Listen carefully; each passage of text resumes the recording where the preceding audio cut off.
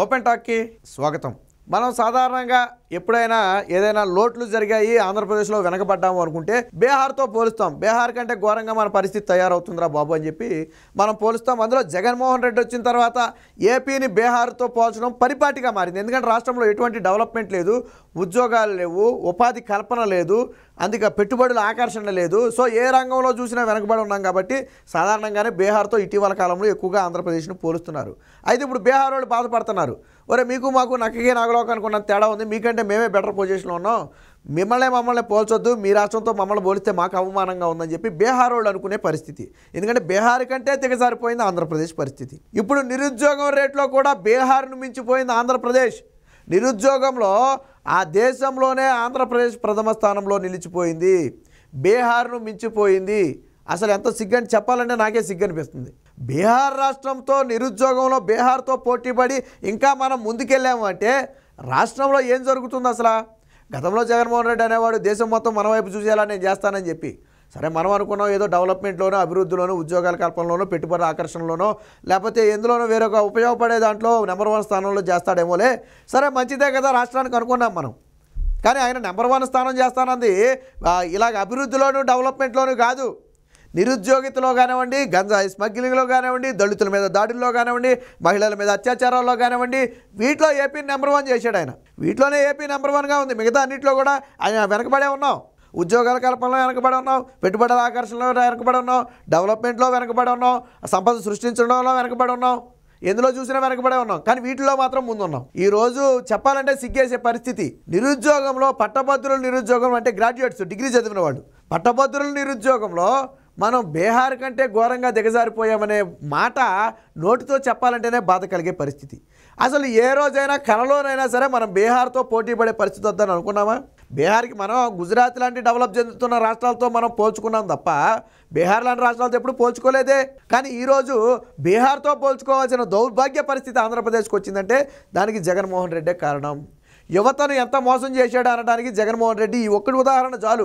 గతంలో 2019లో జగన్మోహన్ రెడ్డి గెలుపులో యువత పాత్ర ఉన్నమాట వాస్తవం. ఎందుకు ఓట్లు వేసారయ్యా అంటే వాళ్ళు ఆశపడి ఓట్లు వేశారు. నేను దాన్ని కూడా తప్పు పట్టను. ఎందుకంటే జగన్మోహన్ రెడ్డి బైబిల్, భగవద్గీత, ఖురాన్ అన్న మేనిఫెస్టోలోనే 2.4 లక్షల ఉద్యోగాలు ఏపీపీఎస్సీ ద్వారా భర్తీ చేస్తానని చెప్పాడు. వాలంటీర్ ఉద్యోగాలని మేనిఫెస్టోలో రాయలా, ఏపీపీఎస్సీ ఉద్యోగాలు భర్తీ చేస్తానని చెప్పాడు. ఏడాదికి 6,500 పోలీస్ కానిస్టేబుల్ పోస్టులు భర్తీ చేస్తానన్నాడు. రాగానే మెగా డిఎస్సీ తీస్తానన్నాడు. సో ఇవన్నీ చెప్పాడు కాబట్టి యువత నమ్మి మోసపోయారు, ఓట్లేశారు, జగన్మోహన్ రెడ్డిని గెలిపించారు. గెలిపించాక చూశారు 4.5 ఏళ్ళు అయిపోయింది. నేటికి నోటిఫికేషన్లు ఊసే లేదు. ప్రతి జనవరి 1న ఉద్యోగ క్యాలెండర్ అన్నాడు, 4 జనవరి 1 అయిపోయా. ఏదయ్యా ఉద్యోగ క్యాలెండర్? ఇంకో 4 రోజులు ఆగితే మళ్ళీ జనవరి 1 వస్తుంది, 5వ జనవరి 1. ఏదయ్యా ఉద్యోగ క్యాలెండర్ జగన్మోహన్ రెడ్డి? ఎక్కడిచ్చావు నువ్వు? సో యువత ఈరోజు పొట్టచేట పట్టుకుని బార్డర్లో ఉన్న రాష్ట్రాలకి, హైదరాబాదు, అటు బెంగళూరు, తమిళనాడు, చెన్నై వెళ్ళిపోయే పరిస్థితి. ఎందుకు? బ్రతుకు తెరువు కోసం. రాష్ట్రంలో ఉద్యోగాలు అయ్యాయంటే వాలంటీర్ ఉద్యోగాలు అంటావు నువ్వు. ఉపాధి కల్పన లేదు. పోనీ స్వయం ఉపాధికి ఏమైనా నువ్వు తోడ్పాటు అందించావా? సరే, కంపెనీలు తీసుకురాలేదు, వదిలే. స్వయం ఉపాధికి వాళ్ళ కాళ్ళ మీద వాళ్ళు నిలబడటానికి గతంలో ప్రోత్సాహకాలు ఉండేవి. నువ్వేమైనా వాటిని ఇచ్చావా? బ్యాంకుల ద్వారా సబ్సిడీ లోన్లు ఇప్పించావా? ఏమి ఇప్పించావు నువ్వు? ఇటేం స్వయం ఉపాధి లేదా, ఇటు ఉపాధి లేదా, మరి ఎలా బ్రతకాలి? అందుకు కాదా ఈరోజు నిరుద్యోగంలో ఏపీ నెంబర్ 1 అయింది. సో దానికి సంబంధించిన వార్త వచ్చింది, ఒకసారి చూద్దాం. నిరుద్యోగంలో నెంబర్ 1, పట్టభద్రుల నిరుద్యోగ రేట్లో బీహార్ను మించిపోయిన ఏపీ. పదం పలకాలంటేనే బాధగా ఉంది. బీహార్ వాళ్ళు బాధపడుతున్నారు. మీతో మేము పోల్చుకొని అయినా మీకంటే మేమే వేరే రేట్లు బెటర్లో ఉన్నామని చెప్పి బీహార్ అంటుంది. ఈరోజు ఏ రోజైనా కళ్ళ కూడా అనుకోలేదు మనం బీహార్తో పోటీ పడాల్సిన దౌర్భాగ్య పరిస్థితి వస్తుందని. అత్యధికంగా రాష్ట్రంలో 24% నిరుద్యోగిత. కేంద్ర ప్రభుత్వ వార్షిక నివేదికలో బహిర్గతం. ఇదేమి సుధాకర్ అనే వ్యక్తి కల్పించి చెప్పలేదు, అలాగే టీడీపీ జనసేనలు ఏమి సృష్టించింది కాదు. అది ఈ నిరుద్యోగిత రేట్లో ప్రథమ స్థానంలో ఉన్నామని చెప్పింది ఎవరు? కేంద్ర ప్రభుత్వం చెప్పింది. మన రాష్ట్రానికి సపరేట్గా చెప్పలేదు. దేశంలో ఉన్న అన్ని రాష్ట్రాలకు ఒక వార్షిక నివేదిక విడుదల చేస్తే ఆ వార్షిక నివేదికలో ఆంధ్రప్రదేశ్ నిరుద్యోగిత రేటులో, అది కూడా పట్టభద్రుల నిరుద్యోగిత రేట్లో, డిగ్రీలు చదువుకుని మరీ ఖాళీగా ఉన్నవారు. వాస్తవానికి మీకు తెలీదు, ఈ వాలంటీర్ ఉద్యోగాలు బీటెక్ డిగ్రీ చదివిన వాళ్ళు కూడా చేస్తున్నారు పాపం, గత్యంతరం లేక. మీరు అడిగి చూడండి, మీ దగ్గరికి వచ్చిన వాలంటీరు కనీసం డిగ్రీయో బీటెక్కో చదువుకుంటాడు, అయినా కానీ 5,000 రూపాయల కోసం ఉద్యోగం ఏం చేస్తాడు? మరి చేసేది లేక కనీసం 5,000 రూపాయలకైనా ఏదో ఒకటి చేస్తున్నాను కదా అన్న సంతృప్తి కోసం చేస్తున్నాడు. అంత దౌర్భాగ్య పరిస్థితులు ఉన్నాయి. So periodic labour force survey నివేదిక ప్రకారం డిగ్రీ చదివిన వారిలో నిరుద్యోగిత రేటు, పట్టభద్రులు అంటే డిగ్రీ, సో డిగ్రీ చదివిన వారిలో నిరుద్యోగిత రేటు ప్రకారం చూసుకుంటే ఆంధ్రప్రదేశ్ వన్ సైడ్ 24% ఆంధ్రప్రదేశ్ ప్రథమ స్థానంలో ఉంది. ఇదే సమయంలో మనం బీహార్ని తీసుకుంటే కేవలం 16.6% నిరుద్యోగిత మాత్రమే ఉంది. అంటే బీహార్ కంటే దాదాపుగా మనం 8% నిరుద్యోగిత ఎక్కువగా ఉన్నాం. పోనీ ఏదో 0.5 లేకపోతే 1 పాయింట్ తేడా కాదు, ఎంత శాతం తేడా ఉంది దానికి మనకి. మనదేమో 24% నిరుద్యోగిత అయితే అది 16%. అంటే ప్రతి 100 మందిలో 24 మంది ఆంధ్రాలో నిరుద్యోగులుగా ఉంటే బీహార్లో 16 మందే నిరుద్యోగులుగా ఉన్నారు. నిరుద్యోగిత రేటు బీహార్లో తక్కువ ఉంది. ఇంత దౌర్భాగ్య పరిస్థితి, ఇంత దారుణమైన పరిస్థితులు ఎప్పుడైనా వస్తాం అనుకున్నావా? చివరికి ఈ రంగంలో నెంబర్ 1గా నిలిపాడు జగన్మోహన్ రెడ్డి. దీంతో పాటు నెంబర్ 1గా నింపిన రంగాలు కొన్ని ఉన్నాయి. గంజాయి స్మగ్లింగ్లో దేశంలోనే ఆంధ్రప్రదేశ్ నెంబర్ 1 స్థానంలో ఉంది. రాజద్రోహం కేసుల్లోనే దేశంలోనే ఆంధ్రప్రదేశ్ ప్రథమ స్థానంలో ఉంది. దళితుల మీద దాడుల్లో దేశంలోనే ఆంధ్రప్రదేశ్ మొదటి వరుసలో ఉంది. మహిళల మీద అత్యాచారాల్లోనే ఆంధ్రప్రదేశ్ మొదటి స్థానంలో ఉంది.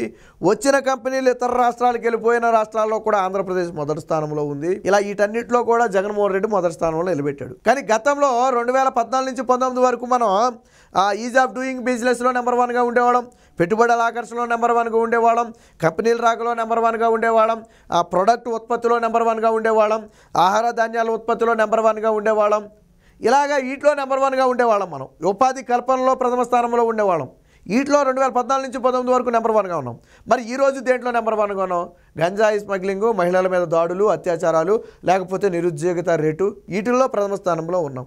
ఎంతో దారుణమైన నిర్లక్ష్యానికి గురయ్యారు యువత అంటే బహుశా దేశ చరిత్రలోనే ఏ ప్రభుత్వము ఒక్క ప్రభుత్వ నోటిఫికేషన్ కూడా తీయకుండా తన పూర్తి కాలాన్ని వెళ్లదీసిన ప్రభుత్వం బహుశా దేశ చరిత్రలోనే లేదేమో. అంటే ఎందుకు జగన్మోహన్ రెడ్డి మనం అనుకోవచ్చు, ఇంకోసారి గెలవాలనుకుంటే ఖచ్చితంగా ఉద్యోగాలు ఇవ్వాలి కదా జగన్మోహన్ రెడ్డి, ఎందుకు ఇవ్వలేదని మీరు అనుకోవచ్చు. జగన్మోహన్ రెడ్డి గెలవడం కంటే కూడా యువతను నాశనం చేయడం మీదే ఎక్కువ దృష్టి ఉన్నట్టుంది. 5,000 రూపాయలు ఉద్యోగాలు ఇచ్చినప్పుడే యువతను ఏ విధంగా జగన్మోహన్ రెడ్డి అణిచివేయాలనుకున్నాడో అర్థమవుతుంది.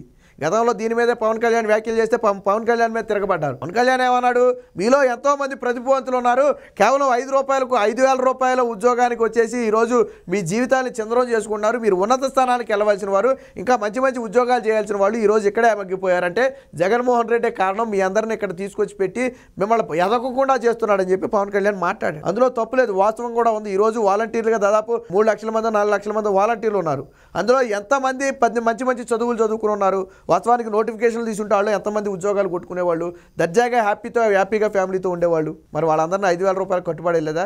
అరే ఉపాధ్యాయ పోస్టులు ఇవ్వండిరా బాబు అంటే ప్రపంచ బ్యాంకు దగ్గర అప్పు తెచ్చుకుని మేము ఉపాధ్యాయ పోస్టులు భర్తీ చేయమని సంతకం పెట్టిన దౌర్భాగ్యమైన ప్రభుత్వం ఆంధ్రప్రదేశ్. మరి 1000 కోట్లు తెచ్చాడో 2,000 కోట్లు తెచ్చాడో తెలియదు, కానీ భవిష్యత్తులో ఉపాధ్యాయ పోస్టులు భర్తీ చేయమని ఒక షరతుకి సంతకం పెట్టి అప్పు తెచ్చుకున్నాడు జగన్మోహన్ రెడ్డి. అప్పులు పుట్టక అంటే ఈ రోజు నిరుద్యోగులను తాకట్టు పెట్టి జగన్మోహన్ రెడ్డి అప్పు తెచ్చాడు, తాగుబోతులను తాకట్టు పెట్టి జగన్మోహన్ రెడ్డి అప్పు తెచ్చాడు, ప్రభుత్వ ఆస్తులను తాకట్టు పెట్టి జగన్మోహన్ రెడ్డి అప్పు తెచ్చాడు. ఇన్ని రకాలుగా జగన్మోహన్ రెడ్డి అప్పులు తీసుకొచ్చాడు.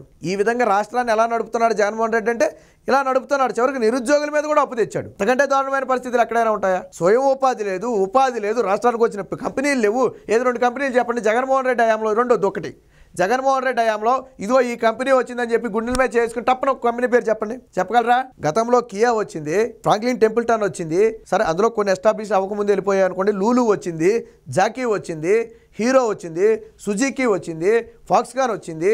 ఇలాంటి అనేక కంపెనీలు రాష్ట్రానికి వచ్చాయి. మరి ఈ రోజు జగన్మోహన్ రెడ్డి హయాంలో వచ్చిన కంపెనీ పేరు చెప్పండి. వెళ్ళిపోయిన కంపెనీలు అమర్ రాజా బ్యాటరీ రాష్ట్రంలో ఆసియాలోని అతిపెద్ద బ్యాటరీ కంపెనీ అయిన అమర్ రాజాని పక్క రాష్ట్రానికి ధర్మేశారా? మీ గోలబడ్డాక తెలంగాణ వెళ్ళిపోయాడా? అమర్ రాజా కంపెనీ ఏమైంది? అలాగే లూలు ఏమైంది? పక్కన తెలంగాణలో ఎంత గ్రాండ్గా ఓపెన్ చేశారు. దానికి వైజాగ్లో చంద్రబాబు గారు ల్యాండ్ ఇచ్చారు, ఆడు ప్రహారీ గోడ కట్టారు, దాని డిజైన్ మొత్తం సిద్ధం చేయించుకున్నారు, కోట్లు ఖర్చు పెట్టి. జగన్మోహన్ రెడ్డి వచ్చి తరిమేశాడు. ఫ్రాంక్లిన్ టెంపుల్టన్ ఏమైంది? అలా పారిపోయింది కదా భూమి ఇచ్చిన తర్వాత. జాకీ పరిశ్రమ ఏమైంది? భూమి ఇచ్చిన తర్వాత మీరు బెదిరిస్తే కదా పారిపోయింది. ఇలా 1, 2 ఎన్ని కంపెనీలు రాష్ట్రం వదిలి పారిపోయాయి. ఒక కంపెనీ వచ్చిందా అంటే లేదు. చివరికి కియాలో ఎక్స్టెన్షన్ ప్లాంట్ కూడా ఎత్తిపోయే పరిస్థితి వస్తే, జాతీయ స్థాయిలో విమర్శలు వస్తే సిగ్గు శరం వదిలేసి అప్పుడు వాళ్ళ కాళ్ళ బడి బ్రతిమలాడి అప్పుడు దాన్ని అక్కడ చెట్టారు. లేకపోతే అందులో ఎక్స్టెన్షన్ ప్లాంట్ కూడా వెళ్ళిపోయేది పాటికి. ఈ విధంగా జగన్మోహన్ రెడ్డి నిరుద్యోగ యువతకు తీరని ద్రోహం చేశాడు. అందుకనే ఈరోజు పట్టభద్రుల నిరుద్యోగితలో ఆంధ్రప్రదేశ్ ప్రథమ స్థానంలో ఉంది. ఏది ఏమైనా జగన్మోహన్ రెడ్డి దేశంలోనే మన దేశం మొత్తాన్ని మన వైపు చూసేలా చేస్తాను అంటే ఇది అభివృద్ధిలో అనుకున్నాం, కానీ ఇలా నిరుద్యోగితలను, మహిళల మీద దాడులు, గంజాయి స్మగ్లింగ్లో ప్రథమ స్థానంలో ఉంటుందని చెప్పి కలలో కూడా ఊహించలేదు. బీహార్తో పోటీ పడాల్సిన పరిస్థితి వస్తుందని అసలు ఎవరూ ఊహించలేదు. మనం కాదు, ఎవరు కూడా భవిష్యత్తులో ఆంధ్రప్రదేశ్ బీహార్తో పోటీ పడాల్సి వస్తుందని ఎవరు అనుకోలేదు. ఈ రోజులో మనకంటే బీహార్ మెరుగు స్థానంలో ఉంది. అందుకు ఇదే ఉదాహరణ. నిరుద్యోగిత రేట్లో బీహార్ మెరుగు స్థానంలో ఉందంటే ఓవరాల్గా మెరుగు స్థానంలో ఉన్నట్టే కదా. అంటే బీహార్ కంటే దిగజారిపోయాం. రేపటి రోజున బీహార్ ప్లేస్లో ఆంధ్రాను పెట్టి పోలిస్తారు. ఎవరైనా పోల్చాలంటే, అభివృద్ధి చెందిన రాష్ట్రాలు పోల్చాలంటే బీహార్ ప్లేస్లో ఆంధ్రాను పెట్టి పోల్చే పరిస్థితి, అంత దౌర్భాగ్యమైన పరిస్థితి వచ్చింది. తల్లిదండ్రులు ఆలోచించండి. జగన్మోహన్ రెడ్డి ఏదో పప్పు బెల్లాలాగా మాకు 5,000 10,000 వేస్తున్నాడో మీరు అనుకుంటున్నారు, కానీ ఈరోజు మీ కళ్ళ ముందు పెరుగుతున్న యువత, మీ ఇంట్లో పిల్లలు లేదా భవిష్యత్తులో రాబోయే తరాలు ఎక్కడ పనిచేయాలి? పొట్ట చేత పట్టుకుని పక్క రాష్ట్రాలకు వెళ్ళిపోవాలా, లేదా మీ కళ్ళ ముందు మన రాష్ట్రంలో దర్జాగా ఉద్యోగం చేసుకోవాలా? జగన్మోహన్ రెడ్డి 5,000 10,000 ఇచ్చి మీ అందరినీ కూడా తన కాళ్ళ దగ్గర పడే విధంగా చేస్తున్నాడు. ఎటు కదలకుండా తనకే ఓటేసే విధంగా చేస్తున్నాడు. చివరికి గత్యంతరం లేక పథకాల మీద ఆధారపడి స్వయం ఉపాధి అందుకే కల్పించడం లేదు. కాబట్టి ఇచ్చే పప్పు బెల్లాలకు ఆశపడకుండా మన భవిష్యత్తు ఏమవుతుంది, మన పిల్లల భవిష్యత్తు ఏమవుతుంది, రాష్ట్ర భవిష్యత్తు ఏమవుతుంది అనేది ఒకసారి చదువుకున్నవారు, తల్లిదండ్రులు, విజ్ఞానులందరూ కూడా ఆలోచించాలి. ఏది ఏమైనా జగన్మోహన్ రెడ్డి వచ్చిన తర్వాత రాష్ట్రం పూర్తిగా అంధకారంలో వెళ్ళిపోయింది అనడానికి ఈరోజు బీహార్తో కంటే కూడా ఘోరంగా దిగజారిపోవటం ఉదాహరణగా చెప్పొచ్చు.